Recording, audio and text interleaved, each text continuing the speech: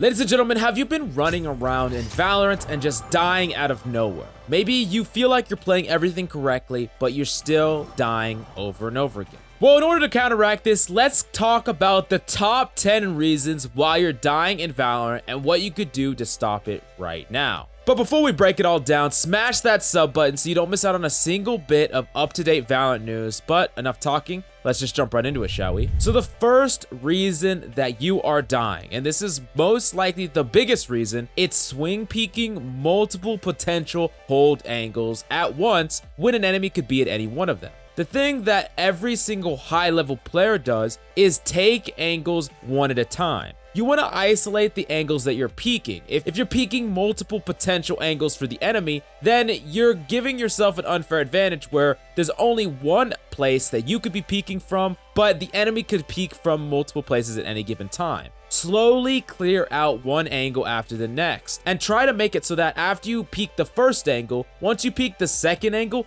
you move your body in a way that you're still not also peeking the first angle as well. This allows you to effectively isolate where you could get peeked from and gives you a much more fair team fight. Now going on to the second big reason why you're dying in general, and it's not flushing enemies out with utility. You should almost never ever be dying to someone with close range like a shorty user. Certain characters are far better at stopping people from holding in close ranges. Think a character like Breach, for example. He has multiple ways in order to check out corners, and it is his job in order to check them out, and if you're Breach, you need to be checking out every single corner. Never die to someone just hiding in a corner waiting for you with a shotgun. That is a mistake, and if you die to that, that is 100% your fault and something that you could avoid with all sorts of utilities, even things like mollies, even things like just hot hands. There's so many different things on all sorts of characters that can clear out corners. Now the next thing is you really need to analyze what characters the enemies are running, because this gives you a better picture about where they could be hiding.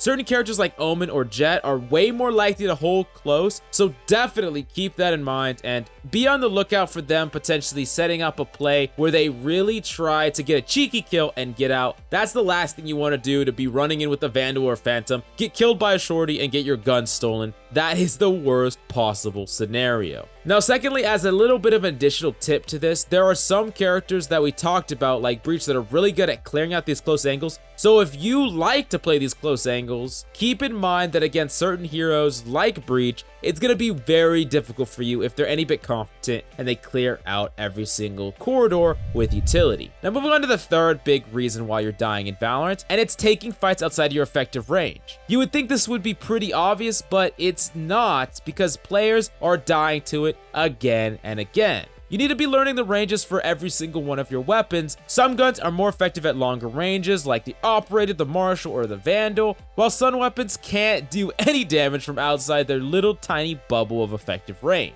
Here is something that's so important for you to understand. You do not need to peek angles that you can't fight anyways. There's literally no point. Let's say Heaven, for example, and you have a shotgun. What's the point of you looking at Heaven? You look at enemies, they can look at you and kill you. It's way better to just smoke it off instead if that's your strat, and it's that way across the board. Do not peek any angle if you don't have any means to actually trade out or fire or pressure that angle. On top of this, if you have a close range gun, you never want to reveal the nature of that gun to the enemy. An enemy that has a longer range gun, let's say they have a Vandal, for instance, if they find that you're using a Judge or a Shorty or anything like that, they will never ever come into your effective range.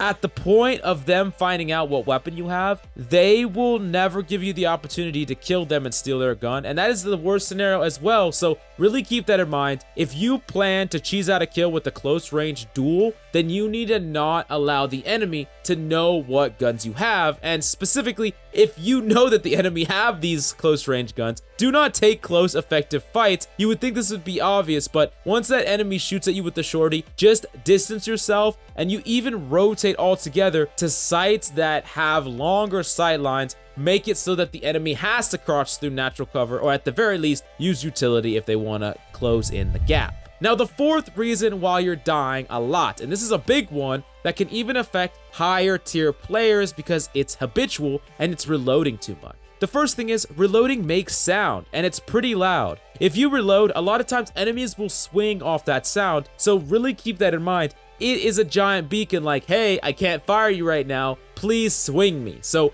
do yourself a favor and do not reload overly too much. The second thing is, a lot of times reloads are completely unnecessary and make you vulnerable for no reason. If you have over 50% of your AR clip and you know that enemies are nearby but you don't quite know where, don't reload, because that is the time that they're gonna punish you. Sure, if you know exactly where an enemy is and you make enough distance to where it's impossible for them to swing you, then you could reload. But if you have to reload, it's usually better to actually use some sort of utility to prevent them from pushing you altogether. Imagine using something like a flame wall or using something like a molly or something to prevent the enemies from actually swinging you, and then reloading, because like we've already talked about, it makes sound and enemies know that you're vulnerable when you're reloading. Now, the fifth reason that you're dying way too much in Valorant is you're not baiting out utility. Specifically, if you ever die to Raze's paint shells, it's often because you're not baiting it. Remember at the beginning of the game where everyone thought Raze was just this nuts broken character, but now people don't think about her in the exact same way? Well, the reason for that is players realize that if you played in default and you put pressure, Raze would throw out her paint shells, and then you could just whip out your knife and run away, and then you don't have to deal with it anymore. That is what you need to try to do each and every time, and if you're dying to paint shells or taking a whole bunch of damage, it's because you're not preparing for it, you're not even paying attention to the fact they have a Raze, and you're not playing default long enough to bait it out.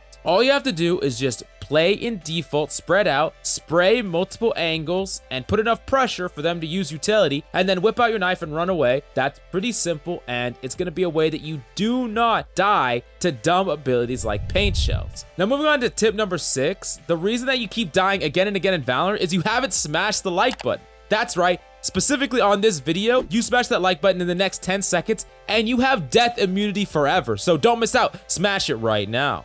No, but for all joking aside, the real 6th tip is not taking economy into account when going into duels. You should be considering the price point of the enemy's guns every single time pre-round. If your enemies are too poor for an AR plus armor, you really need to be thinking about what they could run. Typically, either pistols or some weapon that has a close effective range, like shotgun, stinger, or anything like that, that is the most likely candidate. Either way, if you have an AR and they are not in that price point, you should almost always be taking longer distance engagements. And really take note of those characters that I talked about that are really good at playing aggressive angles like Omen and Jet. If they have the price point, let's say they're in some ballpark like 3,500 or 3,800 or something like that, but their teammates are poorer, even if their teammates decide to save, oftentimes those aggressive characters are going to be buying things like shotguns. So really keep that in mind and really make note of this to do all the stuff that I talked about in the previous parts of this video. Now, lastly, as an extra note of caution, if the enemy can hold an angle before you and they have enough money to buy an operator, be very, very careful about peeking it solo. And if you have to peek it, only peek a long angle if both you and a partner have a Vandal and you both peek it simultaneously, where one of you peeks short and one of you peeks long. But the better actual solution is to smoke them out and force them to relocate. Now, the 7th reason that you're dying a lot in Valorant is a lack of solid mechanical skill. Your aim might be bad or just simply not honed.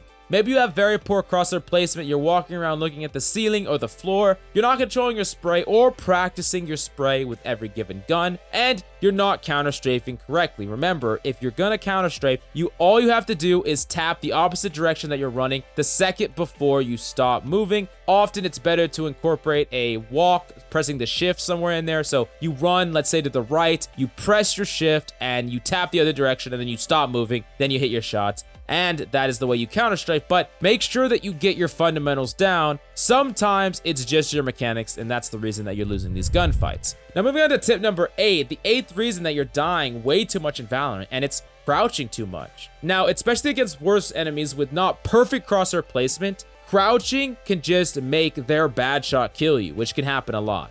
Now, in general, it is still useful in some ways, but it's nowhere near as good or necessary as it was in CS. Only for the longest bursts, where let's say you're dueling an enemy, but you cannot afford to stop firing because you're weak, they're weak, and you know that if you stop firing, you're just gonna die. That is the only time where I think that crouching is actually legitimate. except for times where you're just holding an angle or you're using the marshal and you're crouching because it's like pinpoint accurate if you crouch. Now, lastly, the next scenario that crouching is really good in is if you're from mega close ranges and you think that you can crouch and make someone mess up a perfectly lined up headshot. That can be a time that you get some value, because when you crouch, you can already pre-aim upward. When they're aiming head level, it might mess them up, but that's only for the absolute closest ranges.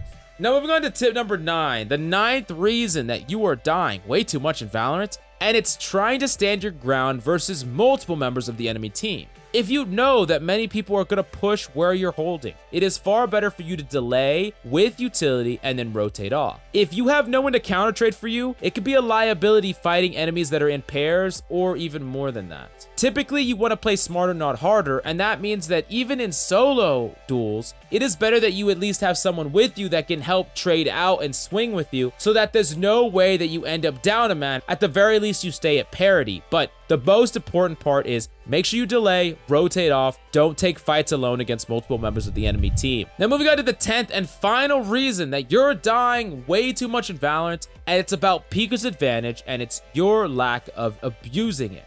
Now, no matter how much Valorant has tried to fix PEEKER'S advantage, it still exists, and that means that the one holding an angle and getting peeked has a huge disadvantage.